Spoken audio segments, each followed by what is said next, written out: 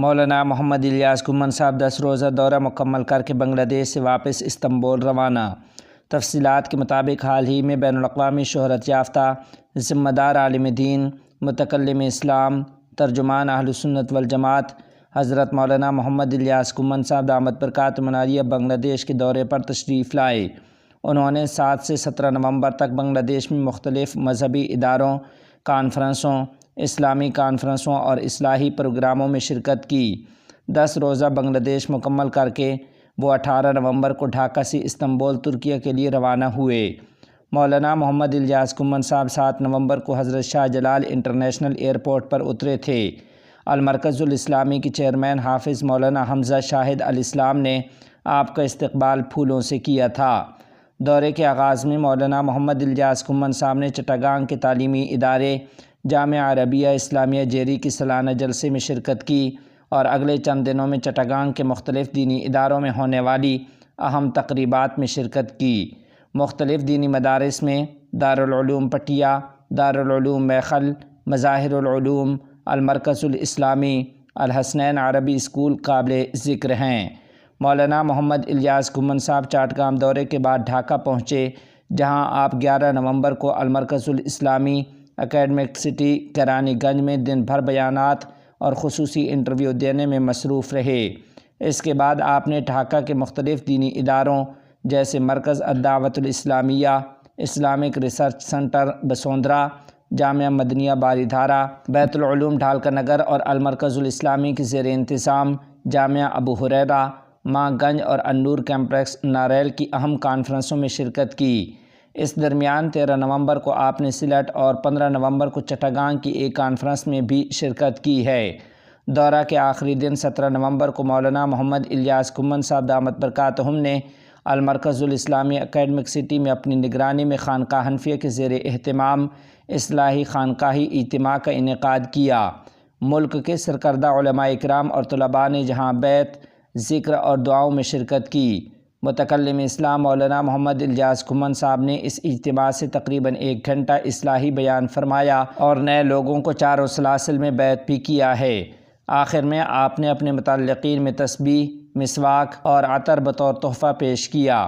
اسی دن آپ نے اکیڈمک سٹی کے قریب سراج نگر کلاتیہ کیرانی گنج کے علاقے میں المرکز الاسلامی کے فنڈ سے تعمیر کی گئی ایک نئی مسجد کا افتتاح بھی کیا۔ یہ مسجد دین اور دعوت و تبلیغ کے مرکز کے طور پر اہم کردار ادا کرے گی۔ بنگلہ دیش کے دورے کے آخری روز 18 نومبر کو مولانا محمد الیاس کمن صاحب ترکیہ روانگی کے لیے حضرت شاہ جلال انٹرنیشنل ایئرپورٹ پہنچے۔ انہیں ہوائی اڈے پر چیئرمین المرکز الاسلامی حافظ مولانا حمزہ شاہد الاسلام، سیکرٹری جنرل مفتی انعام الحسن، جیری مدرسہ کے محتمم مولانا خبیب احمد، بیت العلوم ڈھالکا نگر کے معین محتمم مولانا سلمان، مولانا عاصم اور ناظم الحسن ثاقب سمیت بہت سے لوگوں نے رخصت کیا۔ مولانا محمد الیاس کمن صاحب کے اس دورے نے بنگلہ دیش کے مذہبی میدان میں ایک نئی بحث کو جنم دیا اور پورے ملک میں اسلامی سرگرمیوں کو پھیلانے میں اہم کردار ادا کیا ہے۔ حفاظت اسلام بھی باریہ ضلعی کمیٹی تشکیل دی گئی۔ تفصیلات کے مطابق آج 18 نومبر بروز پیر صبح 10 بجے جامعہ یونسیہ میں حفاظت اسلام بنگلہ دیش بی باریہ ضلعی کمیٹی کی تشکیل کے حوالے سے کونسل کا اجلاس منعقد ہوا۔ اس اجلاس کی صدارت جامعہ یونسیہ کے محتمم حضرت مولانا مفتی مبارک اللہ صاحب دامت برکاتہم العالیہ نے کی۔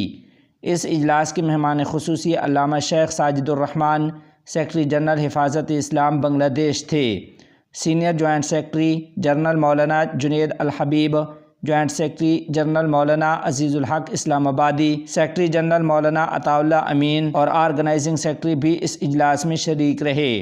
اجلاس میں علماء کی مشاورت سے 151 ممبران پر مشتمل حفاظت اسلام بی باریہ کی ضلعی شاخ تشکیل دی گئی، جس کے صدر مولانا مفتی مبارک اللہ، جنرل سیکرٹری مولانا علی اعظم قاسمی، آرگنائزنگ سیکرٹری مولانا غازی یعقوب عثمانی، پبلسٹی ایڈیٹر مولانا عبید اللہ مدنی، طلباء اور نوجوانوں کے امور کے سیکرٹری مولانا جنید قاسمی اور آفس سیکرٹری مولانا بلال حسین منتخب ہوئے ہیں۔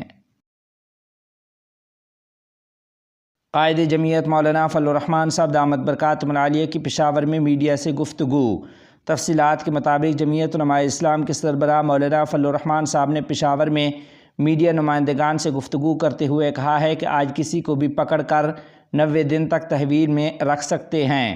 مولانا فضل الرحمان صاحب نے میڈیا سے گفتگو کرتے ہوئے کہا کہ 26ویں ترمیم کے بعد دھڑا دھڑ قانون سازی کر کے انسانی حقوق کی پامالی کی جا رہی ہے۔ اپنے ہی ملک کے عوام کو دنیا کے سامنے مشکوک بنا دیا گیا ہے۔ سربراہ جمعیت علماء اسلام نے کہا کہ 26ویں ترمیم پر اختلاف رائے تھا، اس لیے 1 ماہ تک مذاکرات ہوئے۔ نیب قانون کے مطابق ہر شہری پیدائشی مجرم تصور کیا جاتا تھا۔ 26ویں آئینی ترمیم سے شق نمبر 8 کو نکال دیا گیا۔ انہوں نے کہا کہ پی ٹی آئی کے احتجاج کا پتہ نہیں، میں کل ہی برطانیہ سے واپس آیا ہوں۔ صوبے کے عوام تکلیف سے گزر رہے ہیں۔ حکومت نے سیاست پر توجہ دی، قیام امن پر توجہ نہیں دی، جو کہ غلط ہے۔ مولانا فضل الرحمان صاحب نے کہا کہ بلوچستان میں بھی امن و امان کی صورتحال ابتر ہے۔ بلوچستان میں حکومت کی رٹ نظر نہیں آ رہی۔ عوام کے لیے حکومت کو پائیدار اقدامات کرنے پڑیں گے۔